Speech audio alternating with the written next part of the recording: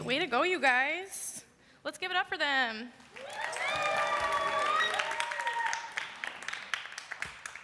Well, welcome to 621. If you guys are someone that is seeking, hey, thanks, Andrew, appreciate that, to belong, to be known, you're in the right place. That's our whole purpose. That's why we come to be here, so that you have a place that you can do that you have a place where people know you, that are walking alongside life with you, and you can learn more about what this faith is, learn more about what it looks like to know Jesus and to follow him. So welcome. For those of you that don't know me, my name is Abby. I hope I know most of you. Oh yeah, give me some love, okay. If you didn't know, this was my birthday month, so feel free to shout out happy birthday the whole time. Yes, thank you. So, guys, I don't know if you've ever prepared a message or to teach before, but I'm assuming most of you haven't. Just a little guess. But usually you start off, I'll tell you my method. So I usually start off praying, and we've got some curriculum that we work on so that it flows. We've got some ideas that we teach off of, and so I'll read through that, and I'll continue praying, and I like to add my personal touch on it, obviously, so that it means something to me. It'll mean more to you guys, so it's coming from me. And so I did that. I did my normal process. I walked through it, and just something wasn't sitting right with me. I sought out some guidance for some people, and I got their feedback, and I was still feeling anxious about it. I didn't feel the peace that I usually do. And so I came into today, woke up, had a really off day. I don't know if you guys had that kind of a day. It's Wednesday, so hump day. But the message that I had prepared the last couple days to share with you, I'm not going to share with you. Right before I was sitting down, and I like to lay out all of my main points so that I don't miss anything, I really felt like God was just calling me to share something really specific. And I kind of pushed it to the side because I'm new at this. I'm like, I really need to listen to what we're doing. But that nagging feeling didn't go away. And so I'm here tonight. I'm going to share my story with you. And it's for all of you.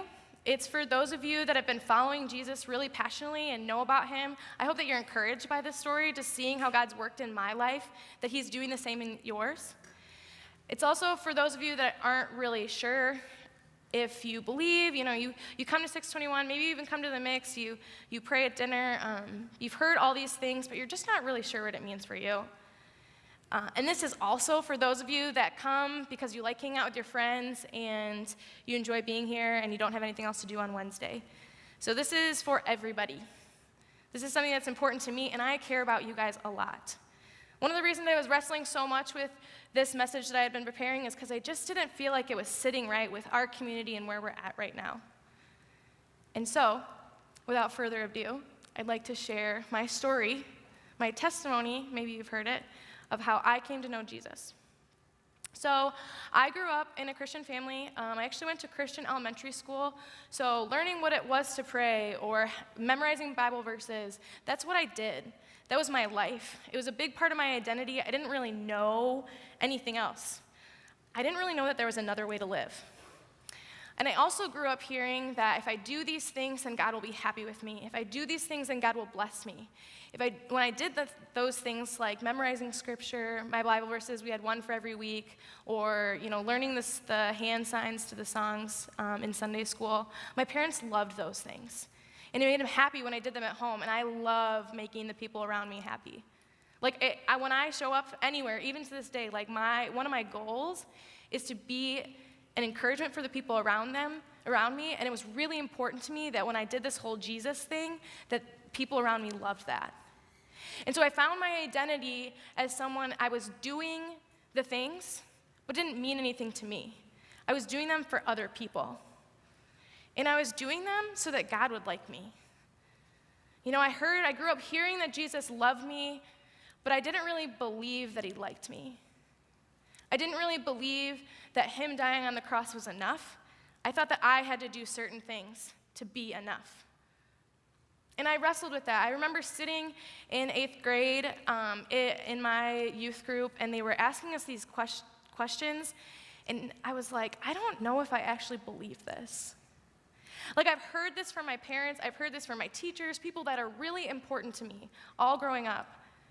You know, they're talking the talk and walking the walk, we say. They read their Bible in the morning and they talk about Jesus. It feels real to them, so why doesn't it feel real to me? And so the week of summer camp came, right before 9th grade started, which is a huge deal. My youth group was really big, and we took over this entire camp. We filled up an auditorium like this. All week long, we came and we heard different messages. We did huge worship segments. I mean, like an hour of worship, you guys. It was a big deal. There were like a lot of lights, and people would come and like tell these different stories. There's a lot of entertainment things. We played games. I mean, this camp was awesome. But the reason that we were at camp, the reason that my youth group did that, was so that the students that were going would grow in their relationship with Jesus. And so I was excited. I was going into 9th grade. I was with this new group of girls. We were all sitting in a row together. I was sitting in the back of the auditorium, and the youth pastor started preaching this message. We were kind of coming to the end of the week, and so usually, you know, it starts to wind down, and this is like when the serious stuff happens. And I don't know if you ever heard Cry Night. It was probably around the corner, but I had never experienced that before. But this was kind of like the youth pastor had been like culminating to this point. He'd been working up to this point. And he started telling us this story. He started telling us this story of, I'm going to mess up the place, but it doesn't really matter. It's Tiananmen Square. It's this place in Beijing, China, where in 1989 there was tons of people protesting what the government was doing. And a lot of those protests were led by students. And something that my youth pastor used to love to talk about was how students could start things. How that people our age could be doing something really important. And they showed this picture that I think hopefully we'll be able to see, but it's of this guy standing in front of 3 tanks, rolling towards him. And when I saw this picture, I was like, okay, what's going on? Like, I'm not gonna stand in front of a tank, that thing's gonna kill me. There's no one else around him. It's just him standing in front of those 3 tanks, stopping what's going on.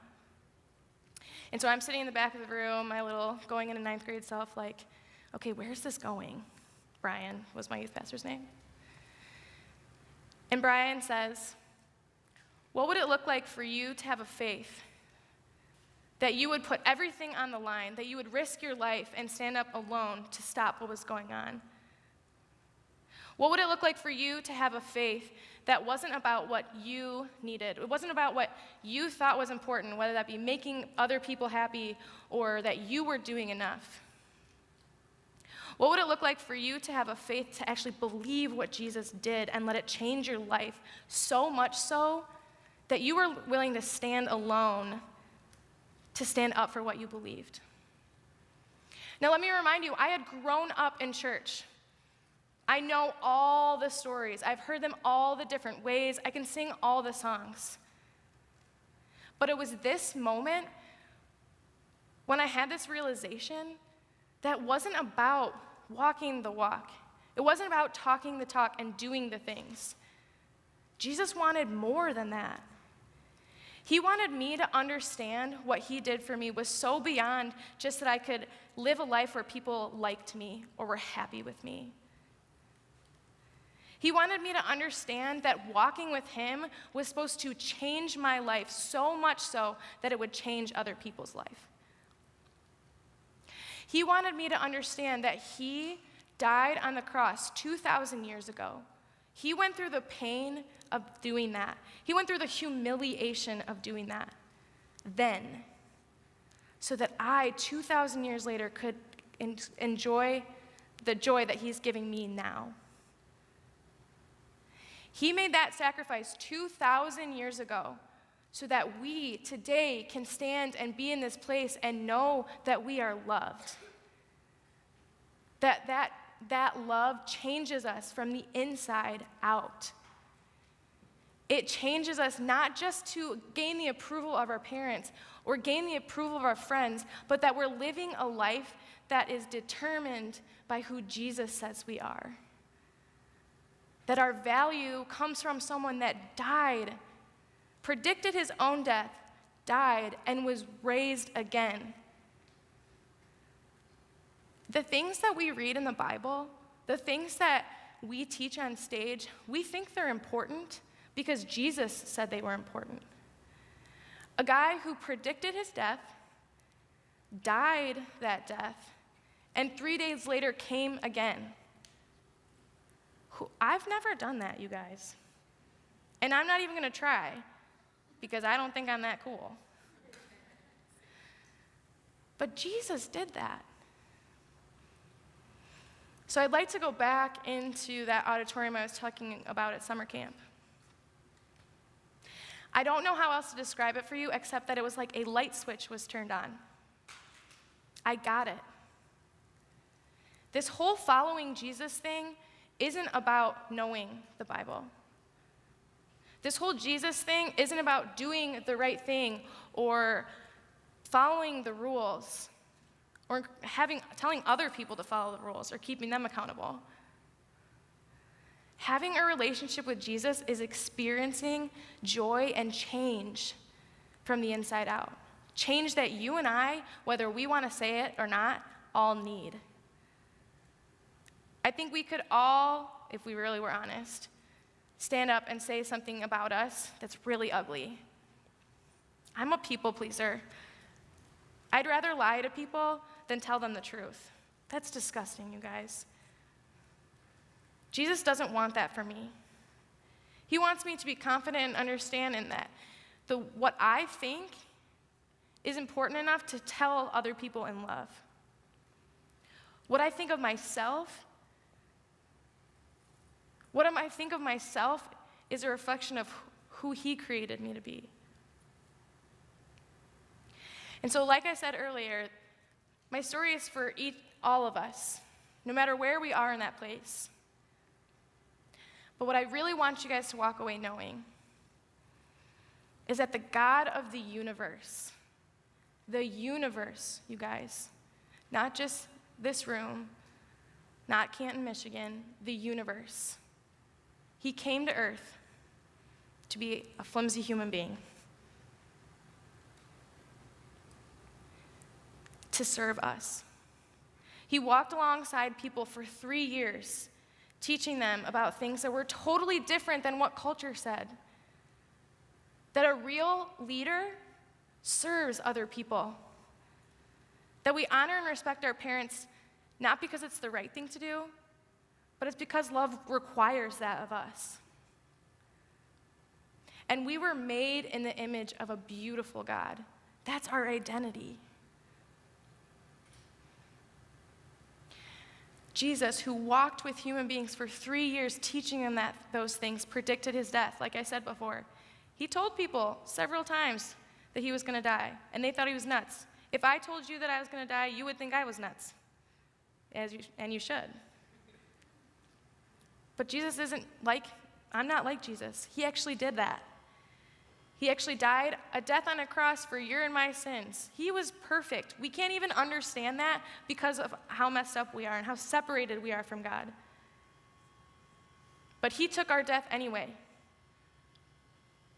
And he didn't just die. He wasn't just buried and left. He rose again so that we can be in relationship with him today, 2,000 years later. He did something that was painful and humiliating 2,000 years ago so that you and I could know the truth about who we are. He came so that we can live life to the fullest. I care about you guys so much. I know that I haven't been here for very long, and so you're like, Abby, you don't really even know me. But I believe that God's been preparing my heart and preparing my story to be here at this time with you guys.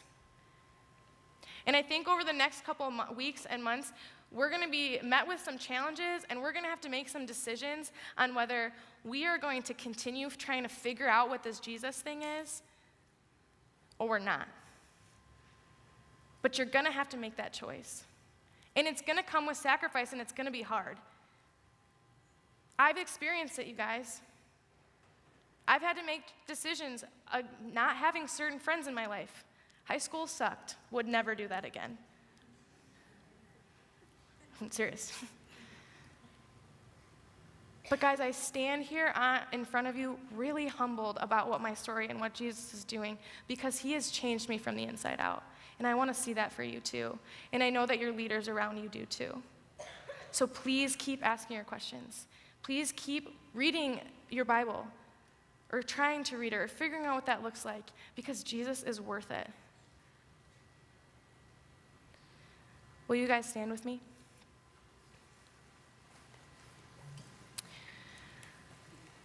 I want to give you a moment to respond to what I just said, because I know it's not normal 621 message kind of thing. I kind of threw a wrench in that. Thanks for letting me do that. So I'm going to give us, I know that we all hate silence too, so I'm going to give us like 20 seconds, just you and Jesus, just to reflect. Or you and yourself, just kind of think about what's going on. If anything I said stirred within you. And then I'm going to pray us to close, and we're going to close with one last worship song. Because one of the most beautiful ways we can respond to Jesus and what he's doing in our life is by affirming through worship. In our songs, we talk about who Jesus is. So I'm going to give you that time, and then I'm going to close us in prayer. Go ahead and close your eyes and bow your heads.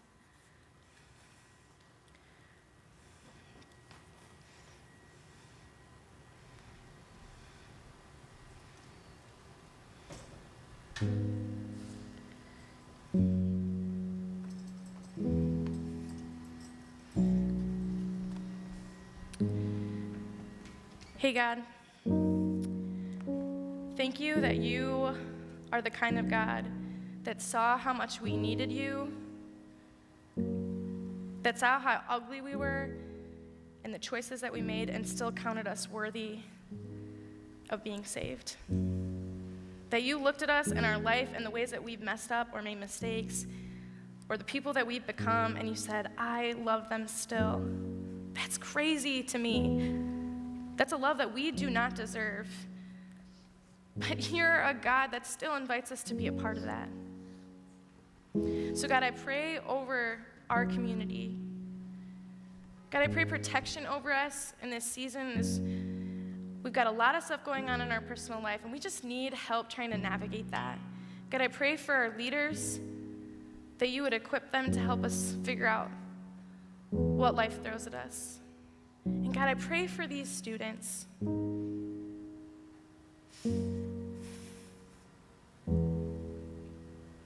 That they would come to understand